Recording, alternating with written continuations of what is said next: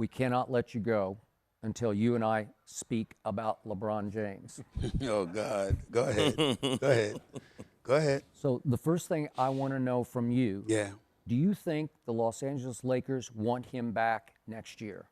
I think they don't mind him being back if it's at a cheaper price, but I think the word want is too strong. From everything that I've been told, first of all, you have no choice but to respect him. He's one of the greatest players to have ever lived. And he did help bring a championship to their squad, even though it was in a bubble. I respect it, but a lot of people don't. But I have no problem with the championship. Chip. Right? You got a chip.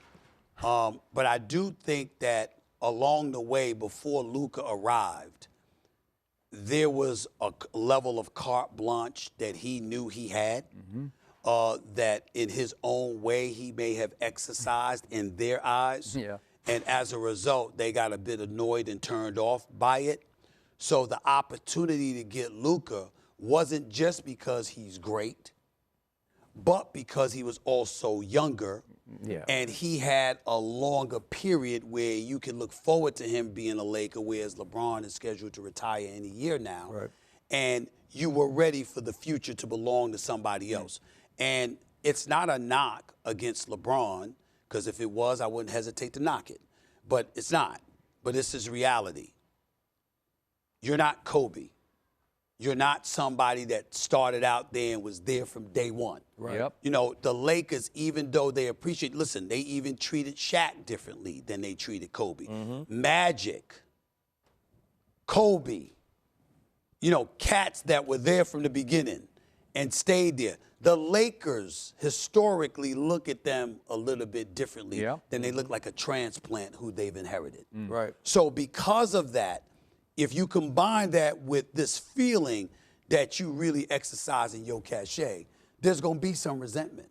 And they may not want you to leave, but they certainly wanted to diminish the supposed power you either thought or actually had. Okay. From what I hear, what I see, what I believe, I don't think the Lakers wanted LeBron back before this season. It was his option to return at $50-ish million. Right. And so they couldn't stop him from returning. But here's what nobody talks about that I believe they full well know, starting with the GM and Jeannie, obviously, at the top. Okay. LeBron James, since that Mickey Mouse championship that you spoke of, it was a pandemic. Stop the Mickey Okay, Mouse. well, it was a pandemic. I know you say it's a chip, but it's a pandemic championship in the bubble when most teams didn't want to be there after a while. So he won it by default. So I give you that. It does count. You get the big trophy and all that. But it's, I'll say something about it in a second. It's an asterisk. Go ahead. Just say. You know what I want to say? Okay. I want to say, because it's very important, I don't think people brought this up. I don't delegitimize the championship. Chip is the chip. You won it. And I give them a lot of credit because to be in that damn bubble and to want to stay, to want to win it, I mean, those were some tough times. That's a once-in-a-century situation. Okay, but you're the last team standing. I feel you on that, but okay, what I'm saying is you deserve a lot of credit for being competitive and wanting to do it under those conditions. Yep. Number one. Here's the only argument that I believe people can make against the Lakers and the legitimacy of the chip. And nobody has brought this up that I've heard. You can't, it's impossible for you to assume that Anthony Davis would have been available for you if they had to play an 82-game season.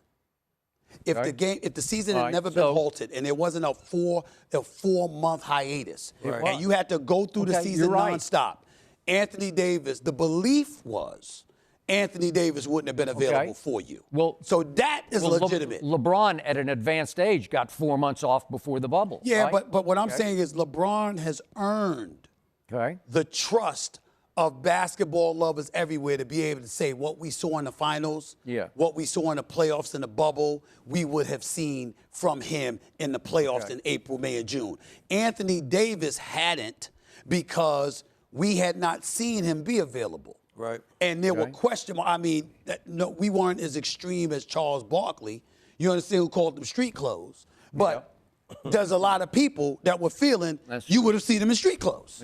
So because that period gave you the reprieve necessary in order for him to be available. All right. You could make an argument that wouldn't have happened if the season hadn't been interrupted. Okay. That's it. Here's what the Laker brass knows that no one ever talks about. Since that Mickey Mouse championship, LeBron James and company, 12 and 20 in postseason games. Yeah. For him individually, that's the worst winning percentage of any active player in the postseason, 12 and 20. And over the last 3 years, LeBron and company, 2 and 12 in the postseason. And listen, this man has been a disappearing act in the fourth quarters of the last 3 years of playoff runs, 2 of them very quick and short. But even if we go back to the Denver, they got to the conference championship. They got swept by Denver, and Denver's on its way to winning it all. But in those 4 fourth quarters, LeBron shot 7 of 23 and 1 of 10 from 3. And during that series, he set an NBA record for missed consecutive fourth quarter threes of 20 in a row. He missed 20 straight threes in the fourth quarters of those Denver games. And I know for a fact the Laker brass was not happy with that performance. That's when Austin Reeves almost saved it for him, because he's the one you can trust. Well, I recently saw this stat where 3-pointers made or missed with like less than 5 seconds left in regulation or overtime. LeBron was like 0 for 17. So it's like, but we're not judging LeBron on 3-point shots like he's Steph Curry or Klay Thompson. Right. So we got to remember that. Okay, I got it. Secondly, let's analyze. If I remember correctly, correct me if I'm wrong, one of those playoff losses were the Phoenix Suns when Chris Paul and them were there? That was the first one. That was the first one. Okay. They missed the playoffs thereafter. That was in 6 games. They missed the playoffs thereafter.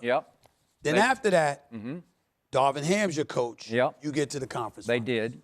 And they It got was swept. Jokic, but it was Jokic It he was. ran against, okay? And then when they lost in the first round of next year, it was Jokic. Okay. You see what I'm saying? So it's like who you lost But to you went down matters. in 5, but who, go ahead. Who you lost to matters. All right. You lose last year. Ant-Man. And Rudy, and let's bring this up.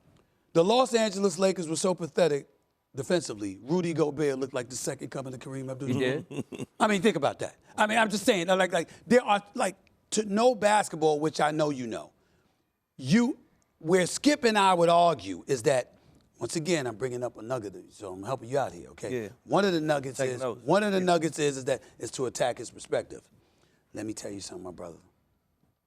This man is a master at leaving out the points that will hurt his argument. He does it on purpose. He knows. You're not surprising him. It's not like I'm going to bring up something and to surprise him. The smirk on his face is when you catch him. It's when you go like this. I know you think you're slick, right? So we bring this stuff up because I just finished saying to you, Rudy Gobert looked like the second coming of Kareem. If that was his Spurs, he'd have had that argument. But because it's against LeBron and the Lakers, he conveniently has amnesia. And he leaves that out. This is what you do when you're going up against Skip Bayless.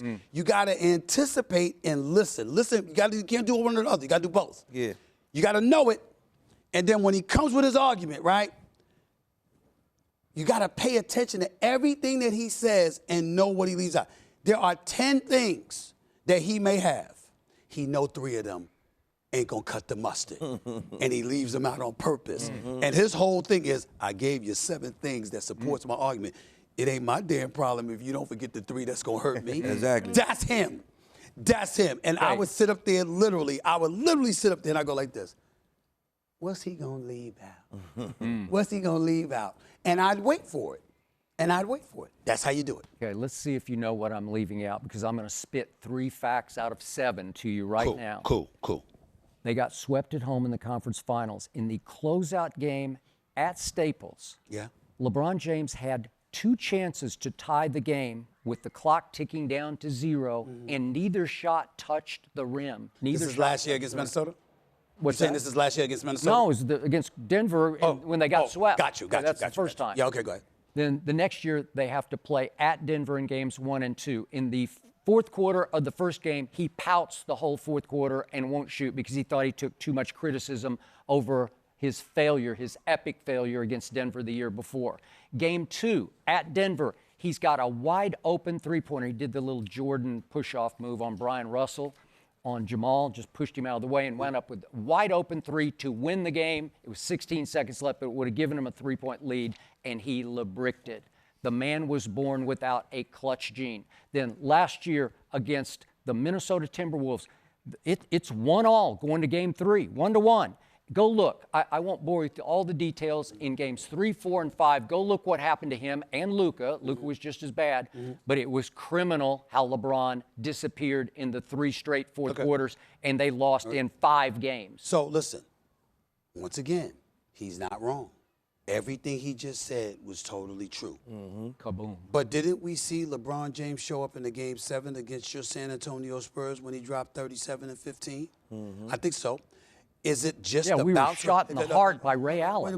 But in Game 6, whoa. It was the greatest clutch shot I've ever seen. There was still a Game 7. I know, but they couldn't even show up. They couldn't even get up off the mat. Well, you shouldn't have been. They shouldn't have put the tape around the arena and try and get the champagne and the fans are fleeing into the night. The Heat fans. You did it too. All of y'all was feeling yourselves, and you forgot that Ray Allen was still his teammate, and Dwayne Wade and Chris Bosh. Those was. And notice how you didn't bring up how Popovich benched Tim Duncan, He did. which enabled Bosh to get the offensive rebound and kick it out to Ray Allen. Why did Greg Popovich do that? You didn't mention that, but I ain't gonna go there. The point that I'm trying to make to you is there's always issues to bring up. I'm saying to you, when you say LeBron doesn't have the clutch gene, this is not a James Harden kind of inexplicable stuff that we're looking at where you shooting 25 a game and then a Game 7 arrives and you don't want to shoot the ball. Yeah, LeBron's more late game. LeBron is not a shooter.